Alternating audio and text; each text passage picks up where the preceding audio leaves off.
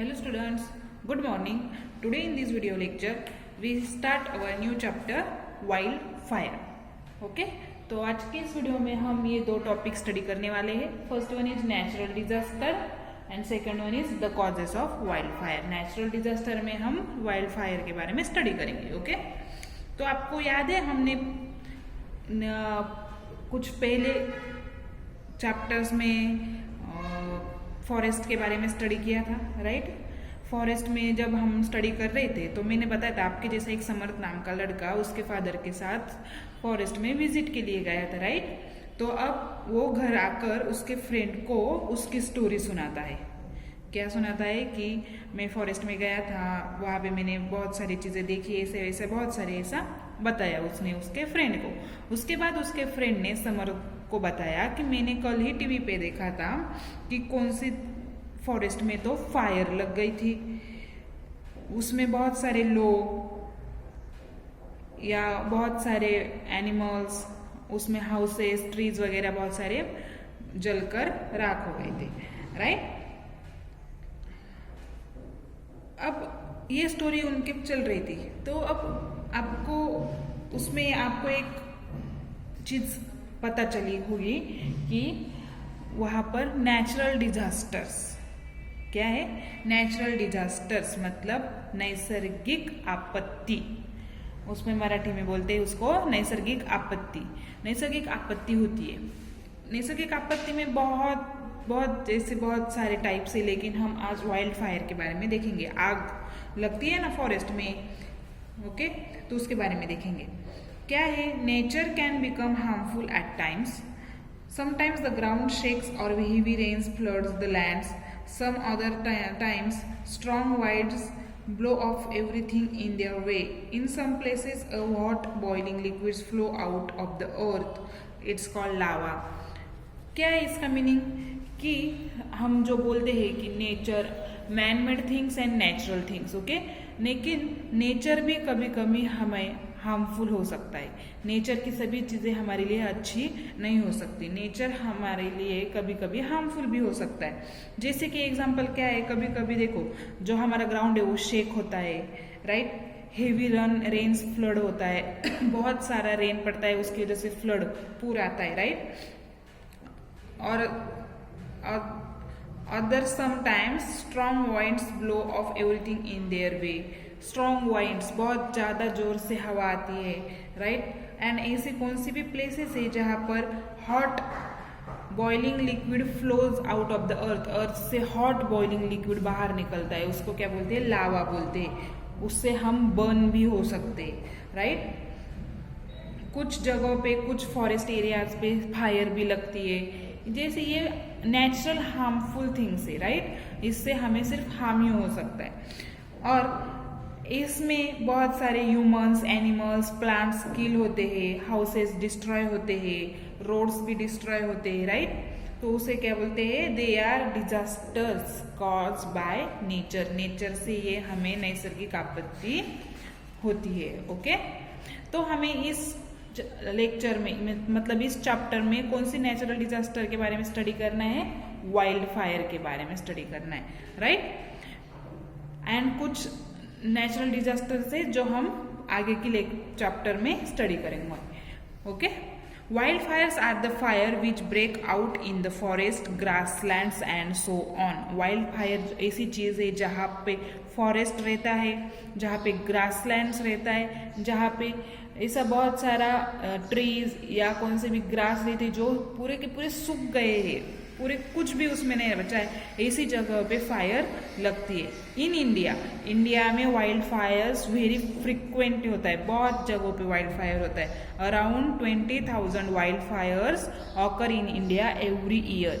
1 year में 20,000 wild Fyers होता है इंडिया में, ओके? जैसे कि कहाँ पे इंडिया में होता है? In the state of Uttarakhand. Uttarakhand state में अराउंड 1,600 वाइल्ड फायर 2016 में हुआ था, okay? Wild fires are common across the world. Wild fire ऐसी चीज है जो पूरे वर्ल्ड में कॉमन है, जो कौन सी भी जगह पे कभी भी हो सकती है, ओके? अब देखो ये तो हमने वाइल्ड फायर के बारे में देखा, कहाँ पे होता है, क्यों होता है, कैसे होता है। अब उसके कॉजेज देखने हैं हमें कि वाइल्ड फायर कैसे होता है।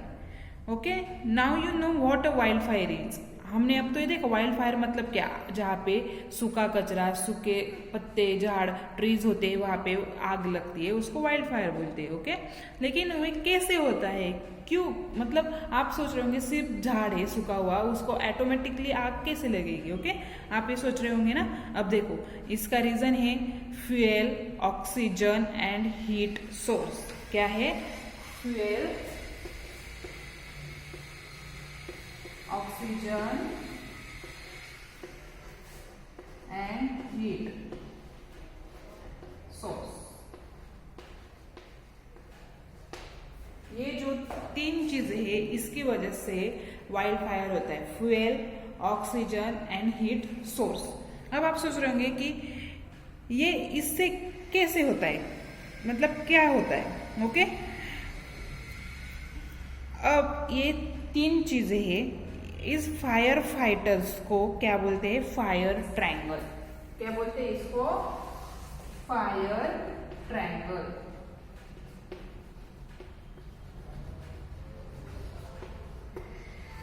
इसको क्या बोलते हैं? फायर ट्रायंगल बोलते हैं। अब हम देखेंगे कि फायर कैसी लगती है, लेकिन किन किन चीजों की वजह से लगती है, पहले हम वो देखेंगे। Fuel, oxygen and heat source, इन तीनों को क्या बोलते हैं? फायर ट्रायंगल बोलते हैं। अब देखो, जैसे कि ड्राई लीव्स होते हैं, ब्रांचेस रहते हैं ट्रीज के, ग्रास रहते हैं, हाँ, इनको बोलते हैं फ्यूल। क्या बोलते हैं? फ्यूल। फ्यूल मतलब ईंधन, मराठी में उसको बोलते हैं ईंधन।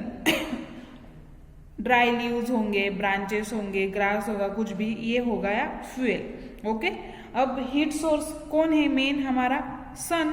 सन से बहुत ज्यादा हीट अगर होगा या कौन सी भी लाइटनिंग होगी, ये हो गया heat source, right. And oxygen, हमारी एयर में ऑक्सीजन तो रहता ही रहता है, right. Oxygen is present in the air. अब समझ में आ गया, ये तीनों चीजों अगर मिक्स हो गए तो फायर होता है। Due to the extreme heat of sun और लाइटनिंग, बहुत ज्यादा एक्सट्रीम हीट अगर सन से आती है, वो ड्राई पैचेस ऑफ ग्रास के ड्राई पैचेस पे या लीव्स पे पड़ती है, एंड एयर में जो ऑक्सीजन है, इसकी वजह से फायर लग जाती है। ओके, द फायर में then slowly spread to nearby areas. Fire पहले लगती है थोड़ी सी, एंड वो फिर आजू बाजू के एरियाज में स्प्रेड हो जाती है slowly slowly. Sparks can also be caused when dry branches rub against each other due to the wind. जब वाइंड आती है, जब बहुत जोर से हवा आती है, तब जब ट्रीज के जो ड्राई ब्रांचेस है वो एक दूसरे पे रब होते हैं। क्या होते हैं? रब अगेंस्ट ईच अदर, एंड उसकी वजह से वो स्पार्क उसमें से निकलता है, एंड वो स्पार्क अगर कौन से भी ड्राई लीव्स या ड्राई ग्रास पर अगर गिर गया तो उससे भी आग लग जाती है। Sometimes wild fires are also caused by careless activities of humans. हमने तो देखा कि जो आग लगती है वो नेचुरली लगती है, लेकिन कभी कभी हमारे जैसे ह्यूमंस के एक्टिविटीज से भी फायर लग सकती है। अब आप सोचेंगे कि ह्यूमन क्यों लगाएगा आग? फॉर एग्जाम्पल क्या है, देखो, लोग जब जंगल में जाते हैं या कौन से भी कैंप अगर उनका जाता है, तब वहाँ पर वो सिगारेट करके सिगारेट की स्टिक वो रोड साइड पे डाल देते हैं, या कौन सी भी पत्तियों पे डाल देंगे, तो उसकी वजह से आग लग जाएगी। एंड जैसे कैंप के लिए लोग जाते हैं, तब अगर बहुत ठंड अगर वहाँ पर होती है तो वो कैंप फायर लगाते हैं, राइट। और वो कैंप फायर वो बुझाते नहीं, वैसे ही छोड़ के दूसरे दिन चले जाते हैं। तो फिर अगर उसमें कोई स्पार्क्स ले गया, कुछ भी रह गया, तो उसकी वजह से भी जंगल में आग लग जाएंगी। Okay, in some places when people burn their fields the fire में spread to nearby forest areas. कौन से भी प्लेसेस में पीपल उनके फील्ड में आग लगाते हैं, राइट। पीपल उनको फील्ड को जला देते हैं, लेकिन वो आग बहुत ज़्यादा अगर हो गई तो वो अगर आजू बाजू में कौन से भी फॉरेस्ट एरिया हो गया तो वहाँ पे वो भी स्प्रेड हो सकती है। तो ये थे एक्टिविटीज़ ऑफ ह्यूमंस की वजह से आग लगेंगी। उसके पहले हमने नेचुरली आग कैसे लगेगी, फायर कैसे लगेगी, उसके बारे में स्टडी किया, राइट। तो ये थे हमारे आज के 2 पॉइंट्स। नेक्स्ट लेक्चर में हम इफेक्ट ऑफ वाइल्ड फायर्स, जो वाइल्ड फायर कैसे लगती है, क्यों लगती है, कहाँ लगती है, देखा इसके इफेक्ट क्या होते हैं। एंड लास्ट पॉइंट ये देखेंगे avoiding human made wild fires, जो ह्यूमंस के वाइल्ड फायर हमको कैसे अवॉइड करेंगे उसके बारे में हम नेक्स्ट लेक्चर में स्टडी करेंगे। Okay, bye.